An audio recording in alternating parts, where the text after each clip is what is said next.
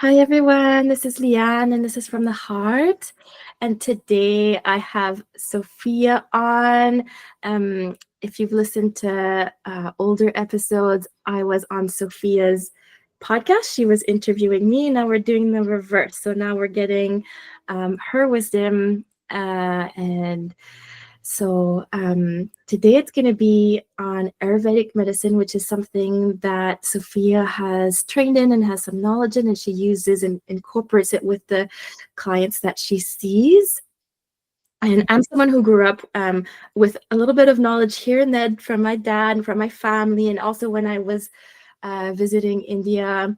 Like I kind of like understand just the little concepts, and it's kind of like ingrained in my head, and it can be really basic as well. It really doesn't have to be overwhelming to like add into your lifestyle. So that's what I really like about it. It's just it can be really simple if you choose to make it like that. Also, disclaimer: I washed my hair, and so I look like a wet human today for the episode. So that feels good, when in this crazy heat. And so, yeah, Sophia, do you want to tell us a little bit about yourself and then a little bit about what Ayurvedic medicine is? And we'll start with that. Yeah. First, thank you for having me on. It's always nice to be the other side, Yeah. hosting and also the being host, so the guest. So yeah, no, my background is complex, and I see the journey has started actually a decade ago with my own healing, starting from a relationship rupture that brought me to the diving down the rabbit hole of who am I and the truth seeker, basically, which I still have within me, but it's less of an external searching. It's more of an inner connection and a remembering of, oh, like I'm home here, I'm good. And Ayurveda found me about 4 years ago when a second teacher training I did. I did my first yoga teacher training in Guatemala, and second one I did Ayurvedic advanced training with yoga in Costa Rica.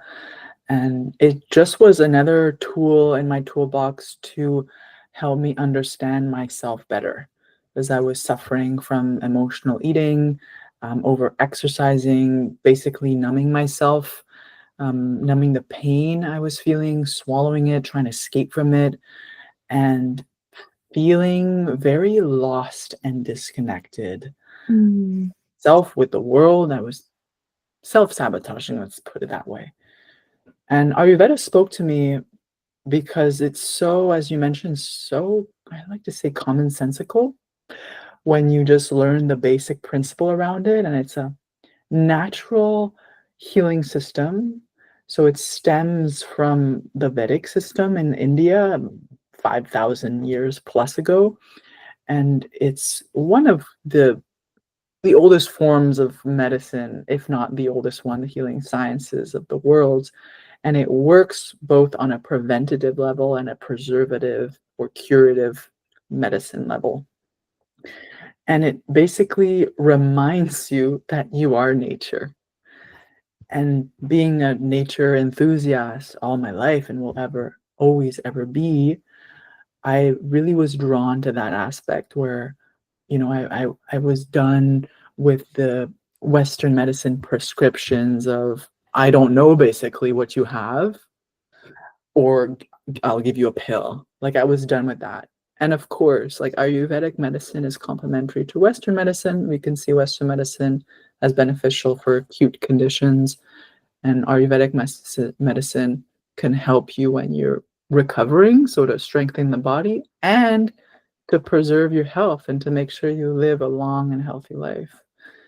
So this is where I began to essentially reclaim my health, where I was stopping actually to seek out there for any answers. And I started to realize it's actually based on a radical self-responsibility with how I actually manage my energy during the day. So that comes back to my choices. So Ayurveda it lets us know in its philosophy that you are nature. You're the microcosm as a reflection of the macrocosm. And you're basically an alchemist. We have all the elements in us because we're made of all of us. And we get to notice with deep self-awareness and attunement to all the external factors and environments that stimulate us when we go off balance and when we're in our balance, in our flow, let's say, in our ease.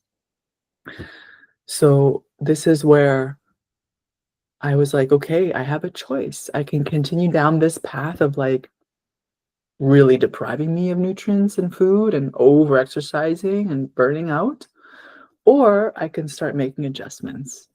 So that was eons ago, maybe 8 years ago, that pivot happened. And it's been a journey. And still to this day, I mean, it's constantly this dance, right? Every morning I get to wake up and say, what do I need today? Because there's this part of us that's always changing, this natural part of us, this body's always changing with everything that's changing around us. So it's up to us to shift and change and not resist the flow of life, the seasons. And we have nature as our best guide here, and we have our own bodies as our best guide. Yeah. I'll stop it. The body, our bodies, like honestly, the more we learn about life, the more we have to come back to the body, which is really interesting. The podcast that you and I did was about human design, and then like that's like, you know, what human design is teaching is coming back to our bodies and listening to that intuition that's like, you know, in our bellies. At least for me, and it is for you too, according to our human design. And then like Ayurvedic medicine is like saying the same thing. And it's been a really old tradition, and human design is a very new kind of tool that we're using.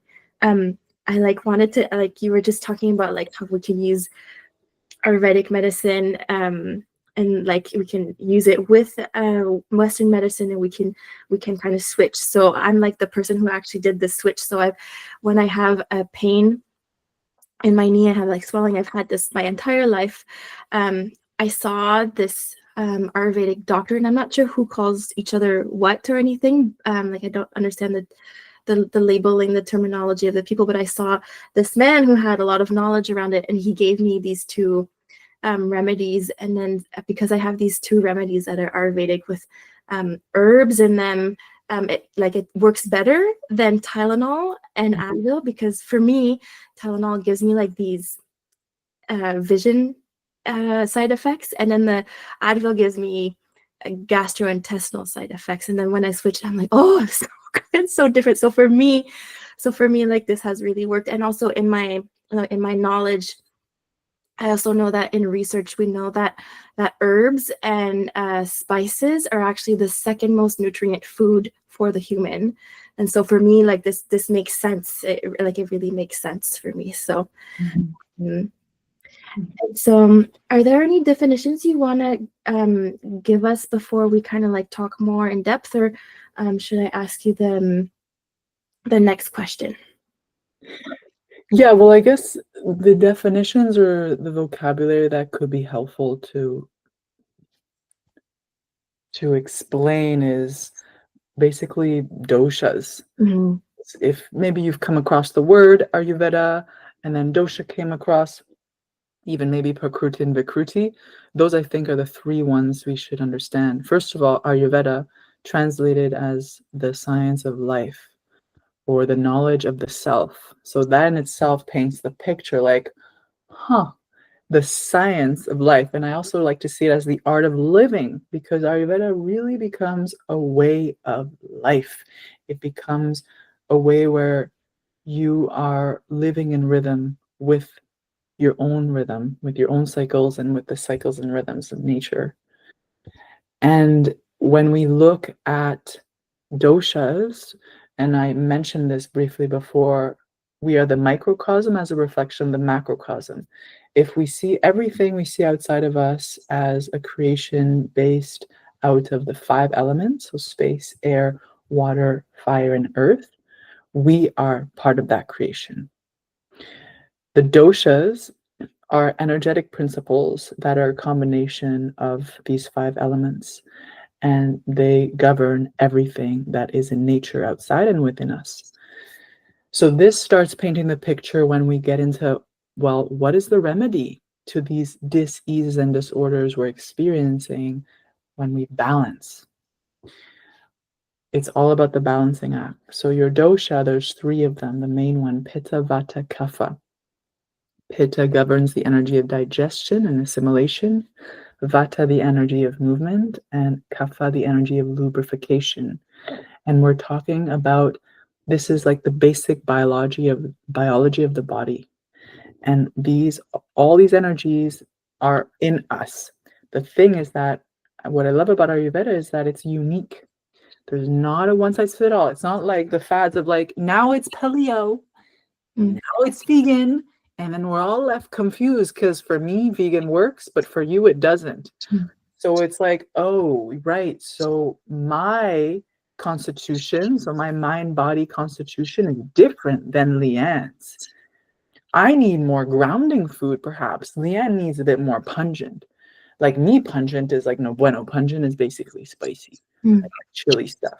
But it takes like inner body connection to start realizing what actually does my body want and what doesn't vibe with it, right? And it's not only we're talking about the food, we're talking about the people, the environments, the places that we're in, right? The toxicity that we take in every day through our senses, it's a lot. So that's why we constantly have to balance out. And this may sound stressful perhaps for some listeners. It's like, oh my gosh, I always have to be kind of a hyper vigilant. But this is when the beauty of just allowing yourself to experience life with presence comes into play. When you get to know yourself so well, you start making choices based off of the knowledge you have of your strengths, your limitations, your energy, basically, where it's going. And we're looking at, I think I'll mention this now, just the basic principle is opposites balance and like increases like. So you look at, I am highly anxious. I may not want to go into a noisy environment with a lot of people when I'm highly anxious, because that's going to aggravate me. I'm going to want to go to maybe the forest and put my feet on the ground and be maybe alone. That's going to ground me. So that's just an example of like, and we could use herbs, we can use food also in understanding the rasas, the tastes and the qualities of certain foods and their effects in our body. And same as the herbs, like we use food as medicine, and we also realize that food can be toxic when used improperly. You So said, you said this thing about like coming back to presence, which again kind of brings us back to like coming back to our body. Is there like a because so my dad always taught me a little bit about more the food aspect, and then when I did my yoga teacher training, they again talked about like, you know, like what would Ayurveda medicine kind of look like. They were just kind of giving us a snippet of it. But does Ayurveda have like a practice or even herbs to like kind of help us bring us back to our presence for like different people or for everyone? Yeah, I love the question because this brings in the very multidimensional aspect of Ayurveda that is not only herbs and foods. And yes, there is an aspect of it, but it's also relating to breath work, yoga asana, exercise, movement, and proper rest. So basically, I like to just summarize it as lifestyle choices. It really comes back to that. And it, again, brings back the power to you being like, well, what would nourish me in this moment, knowing that this may not be the same for me in a month or 2 months or even tomorrow. So it takes us out of that I need to always be the same, like the very masculine way of living, linear, consistent, which is beautiful. And it's important to have a consistent practice, but can we be flexible and adaptable based on our own rhythms? based on the changing of the seasons, of the moon, of the cycle, especially for women that were so affected by the moon. We're very multidimensional, and we're up and down. So it's up to us to realize this nature of ours that's always changing, and to stop shaming it. So yes, you can use herbs. You can use certain herbs and essential oils and practices. One of my favorites is Abhyanga, self-massage, to really calm down your nervous system, to bring you back to a space of grounding and presence. It could also be 3 deep breaths. It can also be mindfully eating or preparing food with love for yourself. There's so many different ways. There's like the examples you gave all reminded me. So I'm like starting to teach these childbirth classes, and like so effleurage, I'm talking about effleurage to people, and I'm actually talking about co-regulating, or not co-regulating, but regulating the nervous system, and then like someone else massaging you would be in part co-regulating, and then I talk about like preparing meals for after birth. Like everything you just said, it like brought me back to birth. Those are like really, everything you said just comes back to everything that I'm learning now about like regulating the nervous system. For me, in my world, what I'm seeing is like everyone's talking about the vagus nerve and the regulation and all of that. So you just brought me right back to all of that.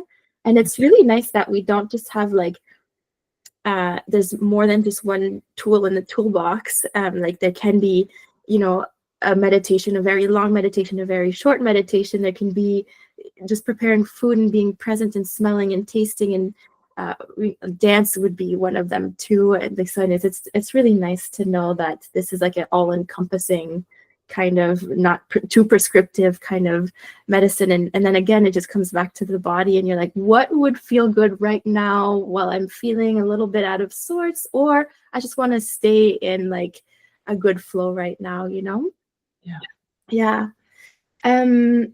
So what's like kind of relevant for right now, like very early July and all this heat is, do you want to talk a little bit about what we can do in this like really insane heat? So like for me, heat is really nice. I love summer. It's really my time of year, but the heat with like the humidity here in Ottawa, it is a lot, and actually is taking a bit of a toll on me, and I'm very, very like slow, and I actually can give myself a little bit of permission to be slow, so like that's great, but I know that the heat has been depleting me because it's so much. So you want to talk about some of the things we can do to help ourselves during this time of year? Yeah, for sure. So from an Ayurvedic perspective, the summertime is the Pitta dosha, which is going to be very predominant. And for the Pitta dosha, well, Pitta and Vata. So Pitta is look at the gunas, so qualities for each dosa, and for the element, which is fire, we can look at it as sharp and drying a little bit, heating, obviously, and we can see it as a time that can aggravate a lot of pitta. So the people that are predominant pitta, like me, it's the tendency to be irritable or angry or impatient can increase, as well as the joy and passion and the creativity, also this quality, and the sharpness in the mind. So any insights coming in, any creative endeavors that we're seeing being brought to life. So it's a beautiful time to bask in. But if I can offer some key practices or things to remind ourselves of to ride the wave of summer the best we can, is to cool, to rest, to remember to enjoy, and to moderate ourselves, like moderation, and also to ground. Grounding is very important because of that Vata undertone. There's a drying quality to the heat, Mm. Even if you're in humid places, there depending on the place, there could be some vata there, which we always want to make sure the vata is balanced, which is the air and space element combined, because there's already a lot of anxiety in our modern day society. So we always want to keep that one in check. So, for example, like think for your food, eat light. And again, this is where you see the body already knows. Mm. Like you're going to maybe smaller meals, light, easy to digest, and you're staying hydrated. Your digestive fire is less strong in the summer. In winter, it's stronger. That's why we can afford to have a little more comfort food in the winter, because all the fire is going inside here to heat us up. Whereas the fire in our digestive system is kind of dispersing itself throughout our bodies in the summer. So that's why we want to make sure our meals are not filled with like fried or fatty or very heavily oily foods, nothing processed, so that our digestive system stays running well. Digestion is key for Ayurveda, for our mood, for our energy levels. It's really, really important. When you look at drinking, hydration is super key.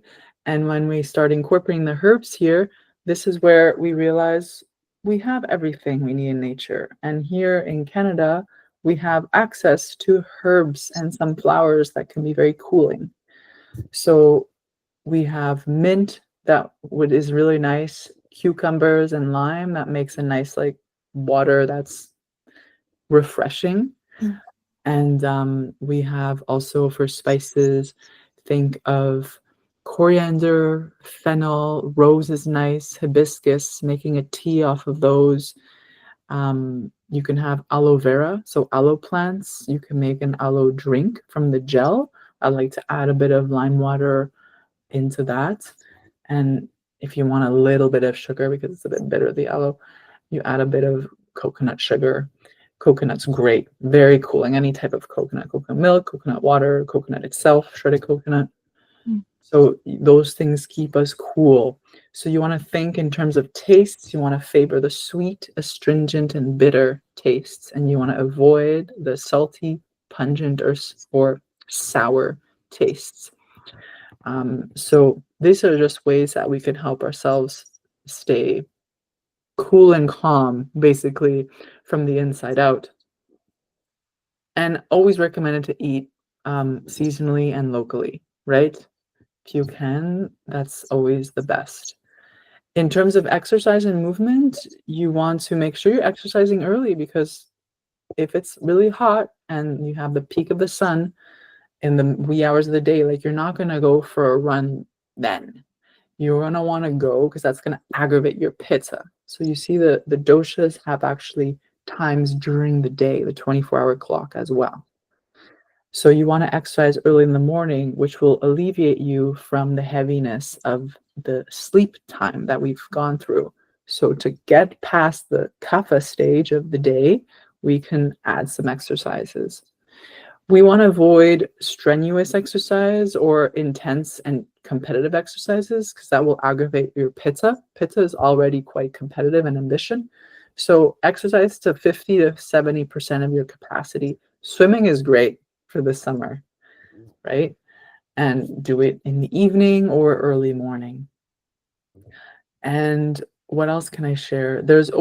So if you are practicing Abhyanga, so self-massage, which is a beautiful self-care and self-love practice, opt for coconut oil because it's a cooling oil. You can also use sunflower oil too.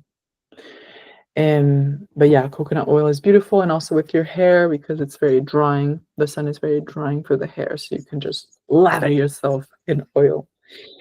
And then a very important part of summer is to actually enjoy. So if you are a type of person like me that's very like driven and focused, and your pitta, like you gotta go, you're focused, blah, blah, blah, it can be beautiful. But just be mindful of the tendency to go overboard and to actually not miss out, but completely neglect the beauty of summer, which is to relish in the abundance of life and the joy and the spontaneity, the friendships, the play, the festivals, whatever's going on in your local environment. It's like we're being asked to celebrate, right? So it's, yes, you're working in a sense, but it's more like you're nourishing and sustaining. It's the nourishing and sustaining phase. Like the working phase is like the spring, when you're cultivating the earth, you're planting the seeds, you're seeing it grow. Now is like, whoa, like I am nourishing myself. I am nourishing myself. I'm nourishing my family, my friends. I'm creating these environments where I can forge connection, meaningful connection and intimacy. And I'm taking in life. I'm like eating life. That's the way I like to look at it. So, and there's also an aspect of rest, right? Because pitta, they tend to like be like workaholics. Like you want to make sure you're resting. Okay. And also for the vata, because you could be aggravated vata wise in terms of overwhelm. There's so many activities and like feel a bit ungrounded. So again, you ask yourself, well, what brings me a sense of grounding? Right? What would feel really good for my body and my mind right now, my heart, right? And then and yeah, that's that's basically kind of a summary. Mhm. Yeah, that's really nice. Just an aside, and this is like from, I think, Chinese medicine as well as indigenous. So like the when I was doing my teacher training, one of my teachers talked about, she did a lot of like yin teachings, and so she was saying that the summer was the heart and the lungs for the meridians, and then I've heard through friends that the summer is the part, like represents the heart, but right now it's also strawberry season, and so anyways, it's all like kind of, it all connects, it's all kind of really similar. You can tell that when there's wisdom and deep knowing, it kind of resonates with other things. All right, so like we were talking like the seasons, we were specifically talking about summer because it's relevant to right now, but then there are like different life times, and then you were talking to me when we were talking one-on-one about like childhood, and so I just would like if you want to go through like different times in our lives and what they represent and how we can take care of ourselves during those times, that would be really great. Yeah. Yeah, so just like there's a cycle for the seasons, for the day, there's also cycles in your life. So when we look again at the doshas, the three doshas, they represent the three phases of our life. The early phase, the beginning of our life here on earth, is marked by the kapha dosha. So again, kapha, the elements are water and earth. And already just knowing that, you look at water and earth, it's like, oh, it's very like grounding and like nourishing. It's like earthy energy. And this is about children growing and building the strength and the the physical body, building the physical body up. So kapha is all about the joints, the muscles, right? So remember those growing pains, like that happens between early childhood and puberty, like grosso modo, right? And this is the phase where you're developing your body, so there's a lot of energy that is needed. That's why like kids tend to eat more, they need more food. The thing is that we need to remind ourselves as parents to make sure that we're supporting our children in this kapha stage with the right herbs, food, lifestyles. This is why exercise is so, so, so important for children, keeping them active. Maintaining that regular sleep and wake routine is super important so that they're also resting properly, but not over sleeping. That's a kapha tendency. And balancing with the proper foods. So you want to look at the bitter, pungent, and astringent foods and minimize the sweets, which is ironic because a lot of kids want sweets all the time. Okay. And we look at mucus. This is why you can see kids with a lot of mucus. That's because kapha is the lubrication, and it's normal to have more mucus. So the thing with the sweets and the dairy products, especially, is that just aggravates the mucus. Mm. Okay, so we want to counter that with balancing it with astringent, bitter, and pungent foods. Okay, so that's kapha, and then after that we go into pitta. So pitta is the majority of, I guess, maybe your listeners. It's like, if we want to put numbers like 16 to 50, sort of like the working lives part of your life. Mhm. This is when we are in building whatever we're building, right? Our careers, our families, our relationship. These are formative years, our identity. We're developing our skills, our talents. We're in that, we're in the doing phase of our life, let's say. So just like the summer, like we just want to make sure that we're balancing that ambition, and we're making sure that we're channeling our life force energy, our pitta energy, our drive into something that really lights us up, right? And it's leveraging on our innate gifts and talents, and that we're maybe not living somebody else's life, which tends to happen. So this is when we get into maybe the next topic we'll talk about, like these midlife crises or these moments when we get in depression.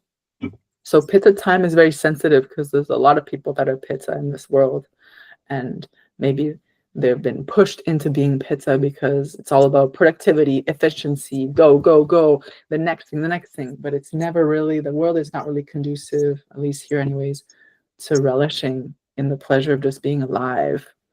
So that's why people with more kapha predominancy will feel maybe like left behind, or like feel as though they're like pushed for. Yeah. Whereas we can learn a lot from kapha and learn to bring more of that kapha online. And for vata, the last phase of our lives is the midlife to end of life's time of your life. This is when you get more achy joints. You get cooler, drier. Everything's more irregular. Let's say your digestive fire begins to cool during this phase as well. So it makes you a bit more sensitive to certain foods that perhaps before you could handle just fine. And this is the part that people find it very hard, because they were so used to like their pitta that is very valued in this society, that they're kind of like resisting the vata stage, especially for women with menopause and everything, and their body shifting and blah, blah, blah, blah. Like, I think there's a part of us that we're missing out on the beauty of vata, which is, remember, the elements is air and space. So you're more prone to be intuitive. Like those gifts are always there, but they're coming online more.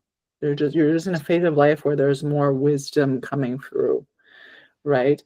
It's like the crone archetype. It's the wise and elder, right? That again is not really, she's not as revered as the mother, let's say. So we have to again look at our lifestyle and adjust accordingly. Just like the leaves don't question if they're going to fall or not in the fall, right? It's just like the flower doesn't question that she's going to open in the summer. It's just we inadvertently have forgotten those patterns somewhere, and we resist. We always want to be open. We always want to be like this, but we're not always going to be in our pitta phase. And we get to experience all of these seasons, all of these phases in our lives, and there's a way for us to do it in a way that's graceful and enjoyable.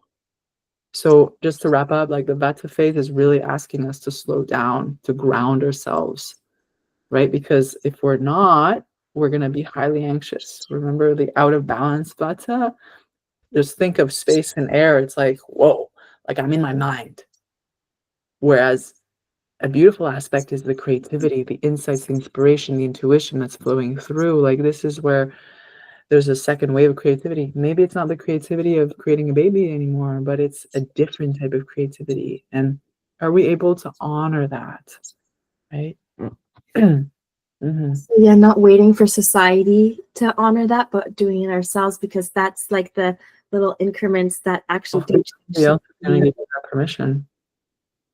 Mhm. Mhm. Um, all right, so let me just look up the next question here. I actually, in my world, I feel like there's a lot of awareness being brought to our mental health, depression specifically, but there's also, anxiety, this burnout in the world of the medical field is very prevalent. Um, and like we were just talking about the overdoers, but anyway, so just do you have like comments to bring that back to balance, and maybe some herbs or anything? We kind of touched on some of it, but Yeah, the reason why I'm not giving specific herbs is, first of all, I don't know all of them. I mean, I do know a few, like ashwagandha is great for the nervous system rebalancing. But it's more, I really see Ayurveda like as choices, like lifestyle practices. And sure, you can do the herbs and food, but at the end, it's like, what feels nourishing to me? So before even talking about the herbs, it's like, well, what is actually going on in me and what is causing me to feel this way, right? And it doesn't mean that you're just going to start questioning this once you get the diagnosis or just feel really blah. Like a lot of the times we go to the doctor and we feel off. We intuitively feel it, but the doctor doesn't really know what we have. It's this question mark. So it's up to us to feel into that imbalance and then know that we have tools on hand to bring us back into balance.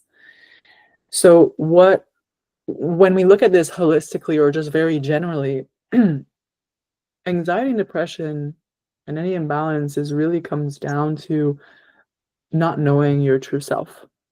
It's a very deep disconnection and severing from who you truly are, your natural essence, your true nature. And this, we can look at this from multiple levels, but just to keep it concise, you can look at it from the beginning.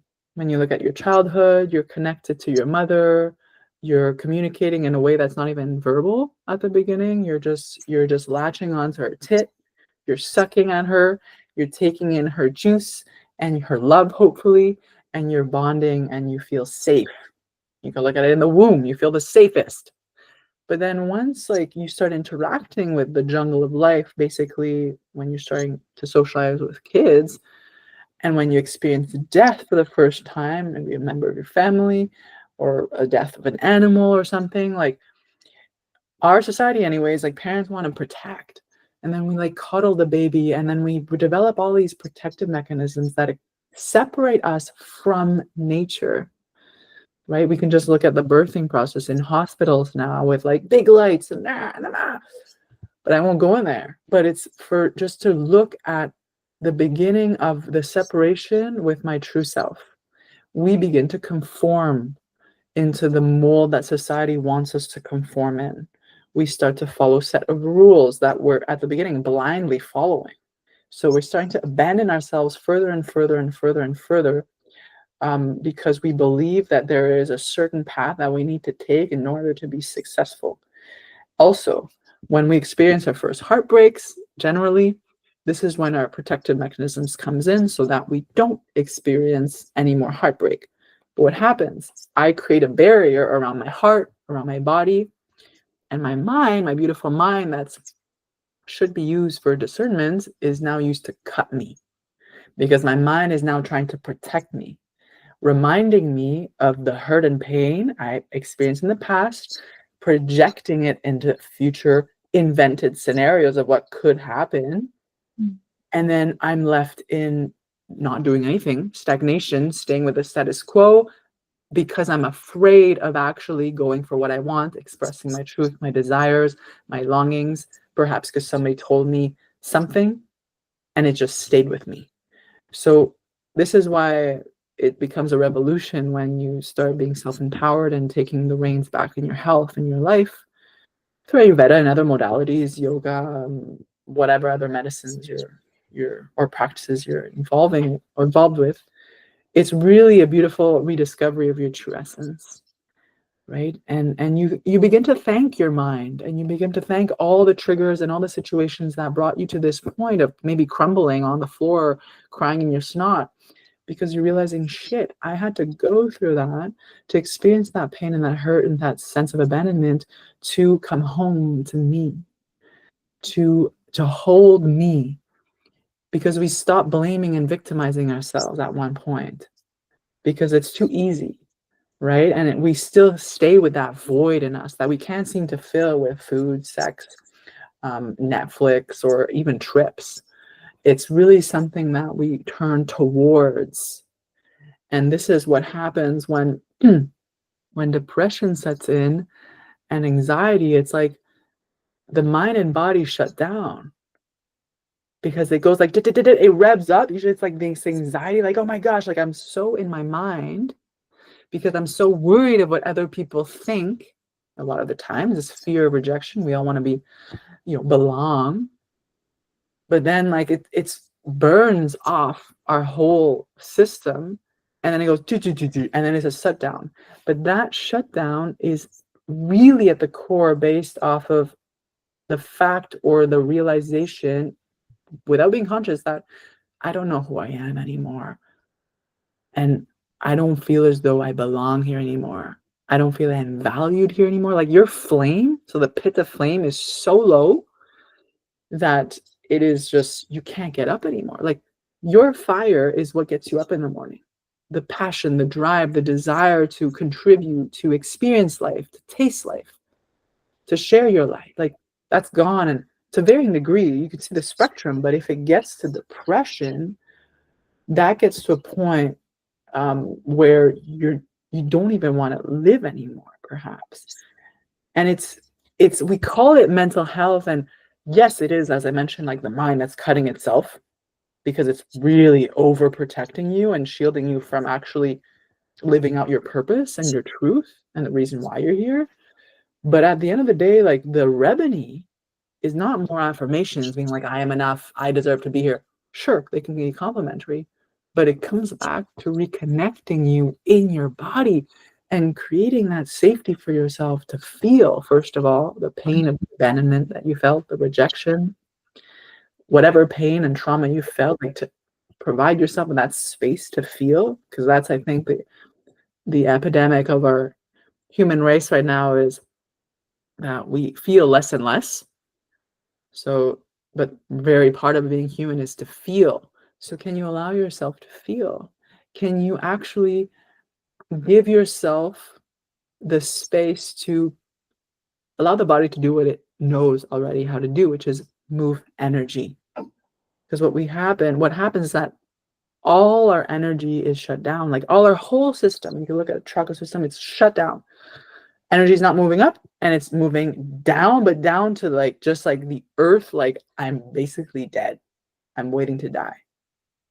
Okay, so there has to be something. Like if you're in this stage right now, there has to be like, this is when you come back like to maybe a beautiful memory or rekindle like something that brings a smile to your face, like just allowing that flame to maybe flicker a little bit, just a little bit, and to allow that to come back on, to maybe just go outside, to allow the sun to be on your skin. Like again, the sun, like this solar system, like the sun that basically powers everything on life, like that is within us. So can we receive that from nature? Like even just going into nature is therapeutic. So bringing yourself to nature, hug trees, like feel the connection, like look at how you're related. Look at your veins and look at the rivers. Look at when you ground your hands and it makes like the roots of a tree. Like plant your feet on the ground. Like there are ways and practices that can help you remember that you belong here, right? And this can go for anxiety too. Anxiety, if we think of the energy just being up here in the mind, like bring it back down into your belly, down to your feet, and like anchor yourself in the core. So a lot of the times when you're anxious, you're fearful. You're fearful of what's going to happen for a story you're creating based on the past. You're afraid a lot because you're externalizing your energy. You're putting all the emphasis on everything out there versus on what's actually going on in your body. So our job in healing any disorder really is to come back to self, come back home to body, come back to my center, and to cultivate the fire so that I can stand up tall and to speak my truth and to share my voice and to realize that, holy shit, like I have a gift. And yes, I'm going to have to be vulnerable. I'm going to have to go through the fire of transformation. But the more I do that, the more I show up authentically, basically, the more I liberate others. And that's when the healing happens for a community, a family, society, and the world, is allowing yourself and giving yourself permission to stand up for yourself, to share your truth, to express yourself vulnerably. And this is when you realize, holy shit, I've been the answer all along. Yeah. Yeah, our bodies have been the answer. Yeah, a lot of like thoughts were coming up while you were thinking, but those are like great tools to kind of like maybe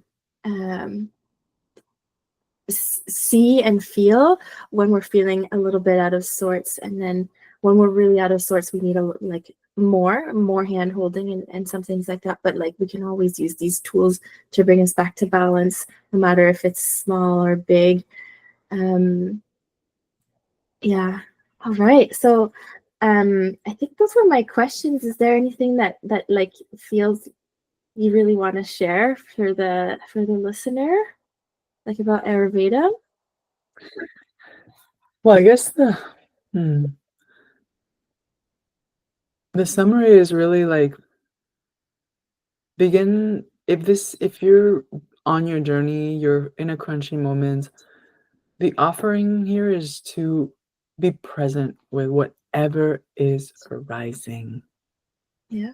And being present is not easy. And I know we hear this a lot in the wellness scene. It's like, be present, just breathe. It's like, I know this was not my path. My path was not like sit down, meditate, and breathe. It was literally my system needed to move. That's part of my medicine. That's why dance for me is like therapeutic. And releasing some sexual energy, some like, and just releasing energy. If you look at a lightning rod coming down, there's no grounding. It's just going to jolt your system and you're going to go kaput. So again, I was mentioning Vata, the space and air, the two elements that are very predominant. It's called the king of doshas in Ayurveda for a reason. It's holds the other elements, right? So if we don't have our Vata balance, basically, which creates a lot of anxiety in our world, then all the other elements will be also kind of imbalanced. So we constantly want to have a practice each day that grounds us. Because if we're not grounded, our decisions may not come from truth, from an authentic place. Okay? We might be more triggered and reactive versus responsive. Responsible. I am responsible for my actions, my behaviors. So it can look like meditation in the morning, 3 deep breaths. I always recommend, if there's one time you want to do a self-care practice, it's early in the morning, because those are the times when your environment outside is conducive. There's a peacefulness in the air. There's a sattvic energy, which is conducive to balance, to tranquility, and to connection to source, to God, Allah, Buddha, whoever you believe in. So you can call in your guides and your ancestors to support you and prepare you for the day to come. So you look at your day as a pitta day. Okay, you're doing things. You're in your doing mode throughout the day. You're experiencing your day. You can also have a time out during your day to pause. So I call them the power pauses, the sacred moments when you're like, this is my break. Maybe it's lunch for you. You know, instead of working through your lunch, because our productive society is so focused on productivity, efficiency, and the multitasking nature, abusing our multitasking nature, especially as women, No, like I'm choosing to sit down, maybe to eat outside, to ground myself, to make a meal for myself versus always buying on the go and eating on the go. There's a way that I can invite in more presence in everything I do. But again, depending on where you're at in your journey, maybe you don't even have a self-care practice. So I'd recommend just start with the early morning because that also usually is a time when you're not disturbed by your kids Mm. or by any external demand. And if you think you are, then start questioning that. Like how much of your energy is being poured out versus being poured in? Remember, there's always the balance, and energy always wants to flow in and out. Right? Is it always pouring out, which is the tendency, especially for women? Maybe it's always pouring in, and you're kind of like holding everything in, Yeah. which is less likely, but it could be. Yeah, that definitely feels harder for a lot of people to even think about like what should they do for themselves and what's important for them. And this like balance of giving to our kids and feeling like it's selfish to prioritize yourself is really common in moms.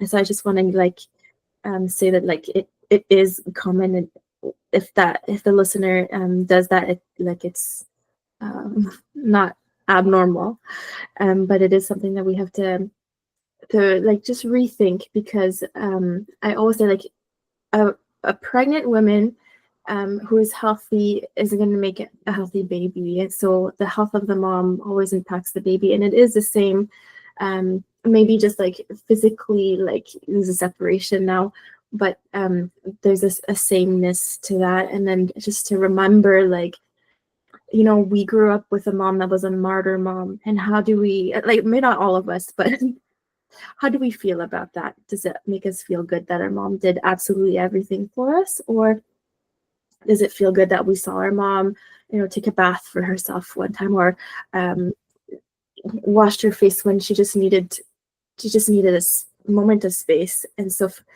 like sometimes, like little moments to yourself are what brings you. So, when I was a midwife, I'm not a mom, but when I was a midwife, I had to deal sometimes in coming back down to my feet and actually decide not to move when I had a client who really wasn't coping. And so I just had to, like, because how can I help her if I move the same pace as her?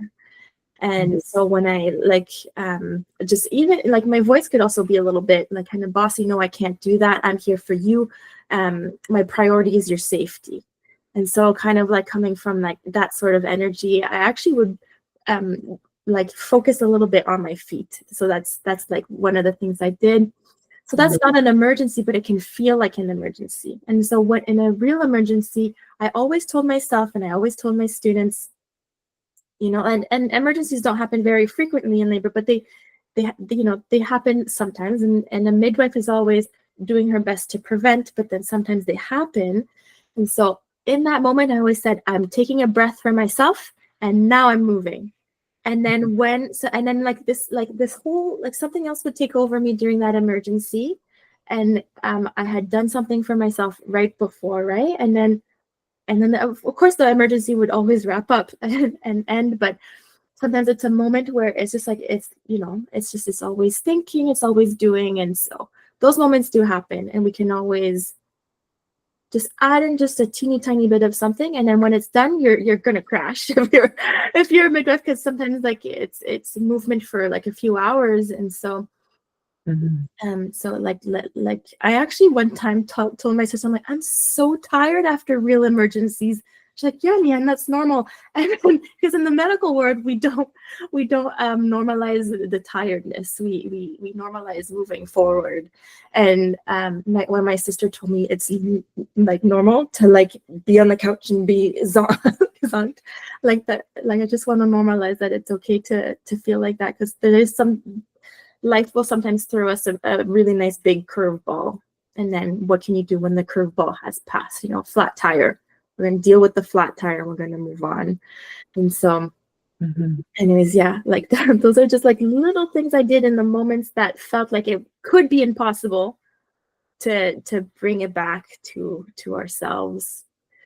Yeah. It's really nice to talk to someone because I often talk to myself. It's really nice to see how that that resonates with someone else. Sophia, Mhm. where can we find you, and what's going on in your life? Yeah, no, this is a beautiful segue, your story. Thanks for sharing that, because it made me think of honoring our feminine rhythms, and the way that we're structured in this society is very masculine dominated, made for a man and his rhythm, which is fine, but for women it's even more of a, I got to take this on my, like, me being responsible and setting my boundaries and knowing where my energy's flowing, because we have a different rhythm. And this is part of my upcoming offering, which is Sacred Cycles Women's Retreat, happening in September, the 19th and 21st. I'm super excited. So it's close to Wakefield, the north of Ottawa, 45 minutes out. And it's really about reconnecting to your body's wisdom and really attuning to your own rhythms. And we're going to be learning about the archetypal embodiments that we go through in the 4 phases of the moon. So I'll be talking about the moon, and you do not need to be menstruating to participate, because we're still receiving the energy and we're still impacted by her. And it's really about being able to transition and change with more ease and grace. So as I was mentioning, in the stage of life, I've been noticing, because I've been working with women for 4 years, there's a lot of resistance when you're going through the stage of life, because we have also this thought of like beauty is everything and wisdom is secondary, right? Because it's not valued in society. But then I say it's up to you to start honoring it and valuing it. And that's going to give permission to more and more women to honor and value it. And that's what we need. We need a collective rising of women together. And when the feminine rises in her power, the masculine inevitably is called to rise. So, anyways, this is my kind of like creating harmony on earth, my vision. But yeah, so if anybody of your listeners are interested, there's 5 spots left for cabins and 3 for camping. And you can find me at my website. So it's alchemiahealingarts.ca, or on Instagram at Alchemia Embodied Healing Arts. I can give you the little in the show notes. Yeah, I'll put it in there. Or send me an email, Sophia at alchemiahealingarts.org. Yeah. Well, that's wonderful. Yeah, that's it for now. I will be doing another online program. I just finished a 3-month program called Phoenix Rising. I'll be offering one that's related to the cycles. It's going to be year long, either starting in October, November, or January 1st, which I'm more leaning towards because it's universal year number 1 next year. So I feel it's going to be like a good initiatory year. This year's kind of a death and rebirth type of year, kind of crunchy, but it's really beautiful in terms of like illuminating what is not going okay in your life, and like coming to this place of like, okay, this is the support I need, or this is actually the direction I'm taking. This is what I'm shedding, what I'm leaving behind. This is the year for that. So we'll see. Stay in tuned. Yeah, that sounds wonderful. And we'll put that in the show notes for sure. Yeah. Thank you so much, Sophia, for sharing with us like your wisdom on Ayurvedic medicine. Yeah, it was super insightful and got me like thinking of lots of things too. So yeah, thank you. Thanks for having me. Always a pleasure talking about my passion. Amazing. And thank you to the listener. Have a good day, everyone.